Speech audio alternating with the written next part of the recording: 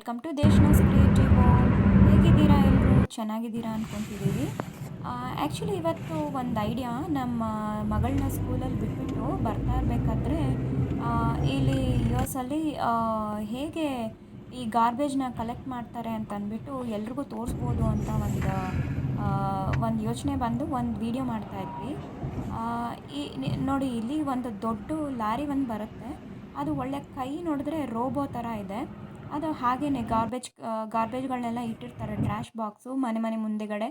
So ಅದು ಬಂದು ತೊಗೊಂಡೋಗ್ತಾರೆ. ಮತ್ತು ಈ ದೊಡ್ಡ ದೊಡ್ಡ ಕಮ್ಯುನಿಟಿಗಳಲ್ಲೂ ಅಷ್ಟೇನೆ, ಅವರು ಹಾಗೇ ಬಂದು ತೊಗೊಂಡೋಗ್ತಾರೆ. ಅದು ದೊಡ್ಡ ಟ್ರ್ಯಾಶ್ ಬಾಕ್ಸಲ್ಲಿ ಹಾಕ್ತಾರೆ.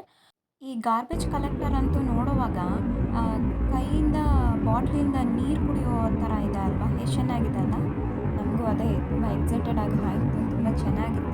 ಸೊ ಹಾಗಾಗಿ ನಿಮಗೂ ಒಂದು ಸಲ ವೀಡಿಯೋ ತೋರಿಸೋಣ ಅಂತ ಐಡಿಯಾದಿಂದ ಮಾಡಿದ್ದೀವಿ. ನಿಮಗೆ ಈ ವಿಡಿಯೋ ಇಷ್ಟ ಆಗಿದೆ ಅಂತ ಅಂದ್ಕೊತೀವಿ. ಮುಂದೆ ತುಂಬ ವೀಡಿಯೋಗಳಿಗಾಗಿ ಸ್ಟೆಡ್ಯೂನ್.